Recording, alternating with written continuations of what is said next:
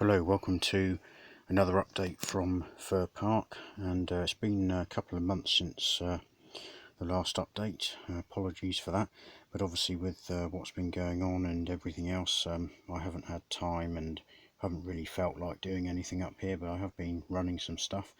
But I've now started on the opposite side to the previous update, and I have added in a couple of additional sidings. Now they come off the main line over there, and what we have here is a Royal Mail parcels or Red Star parcels, either or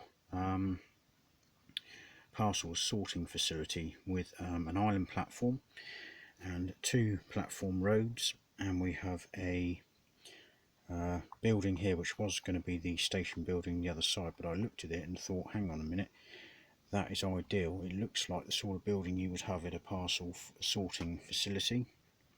I've also added some Bachmann Seamcraft lampposts. Now those are actually 00 gauge, but when you look at them in terms of the scale of them, they can actually get a, they are get-awayable with in N gauge as proper lampposts. If you look at your street lamps in your road, they are quite tall. And so I don't think they're out of scale. They are in fact like large lampposts, and they're absolutely ideal, and they fit there quite nicely. The rough sort of back here, I'm putting a retaining wall there, so that will be hidden, and obviously I'm going to get some brute luggage trolleys and stick them on there, etc. The other thing I've been concentrating on is over there in the background there. Just wait for the camera to refocus, thank you.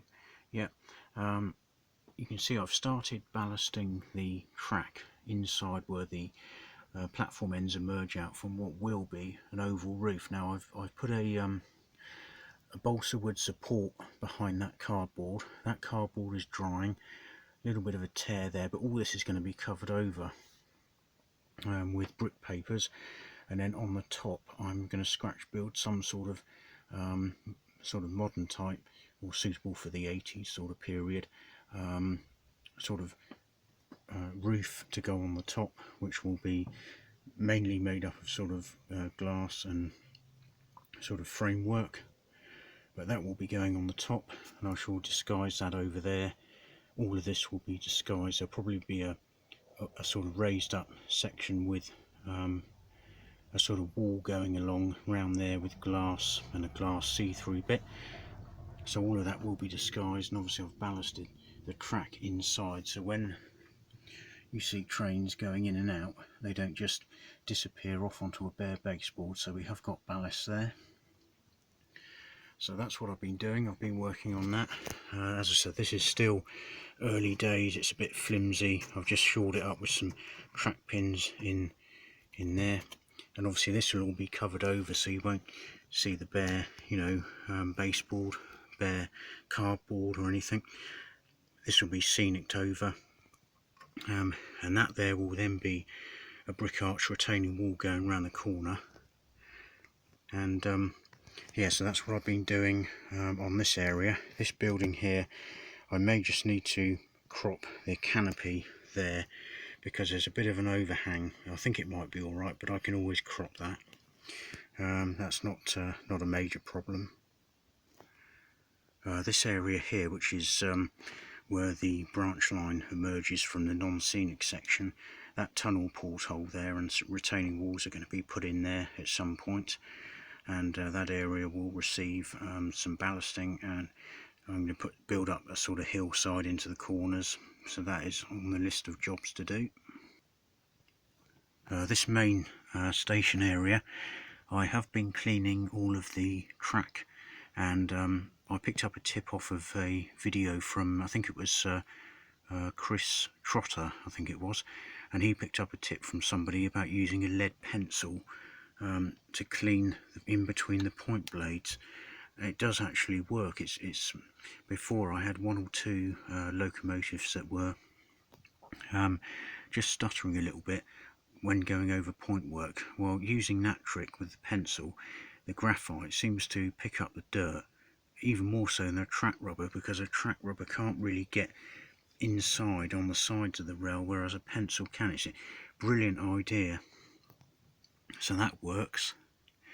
And I've had stuff running on here. Some of the ballast is a little bit rough in areas just there, but I can always go back at a later date and sort that out, so I'm not too fussed. This area I'm quite pleased with, you know, the initial first stages of it. With regards to the station overall roof that I was just mentioning, I do actually have some sheets here which came with a Mahano Intercity Express train set. Now some of the buildings are a bit novelty like, not very well detailed, but that stained glass effect there, or sort of glass effect, and this glass effect here, I reckon I can use these for the station oval roof. I can adapt them. I've also got another set there, and they are that one there in particular, so I think I can use these in some form or another to aid with the building of the station oval roof that I was just describing. So I'm going to keep hold of these. So there are some useful designs on here. There is a view looking down the main line towards the station that I was just describing. On the right hand side you can see we've got a 4-road engine shed.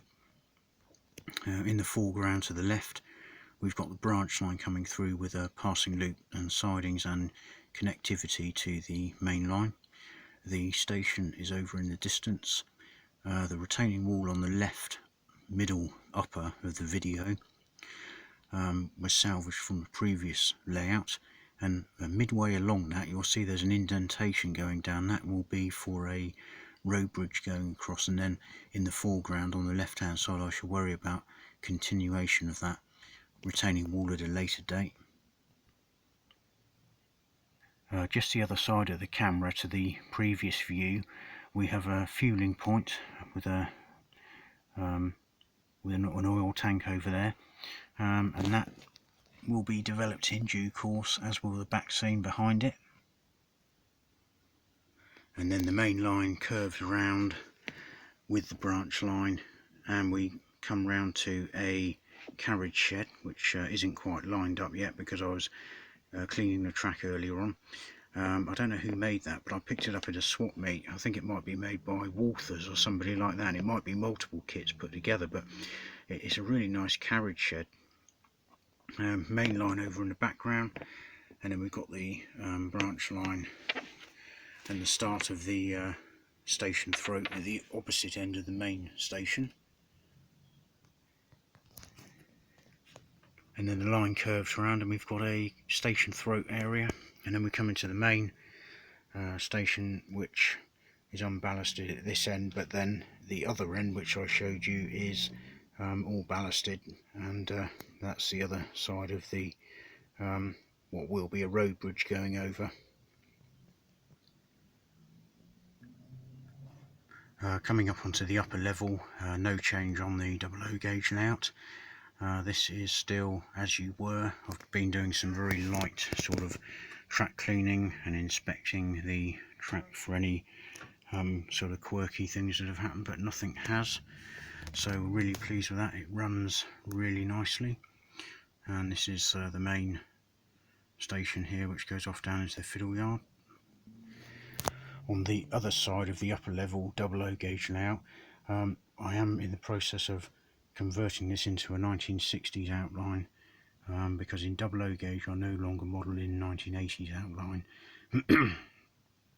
So I shall be replacing the buses over there with period models suitable for the 60s. But everything's working fine on this area. Had a recent arrival which I managed to find. It's a Class 142 Pacer DMU, but it's in early 90s Tyne and Wear PTE livery. Here's the code reference. I don't mind those. and I can get away with operating it. Unusual, interesting colour scheme. So that's join the fleet. So I'll end this video with back to where we started. So this is the area that I'm concentrating on. I shall carry on ballasting the track over there. This is the lower level N gauge layout again, and we'll get this area all ballasted and everything, get some detailing on the parcels depot, and this area will be up and running in terms of scenery. So I'll leave it there. Thanks to everybody who has subscribed in the last couple of months, and I normally put out regular videos, but with what's been going on, I haven't done as many, and haven't really been in the mood until now. So thanks for watching, and I hope what I am doing is of interest. So see you in the next video.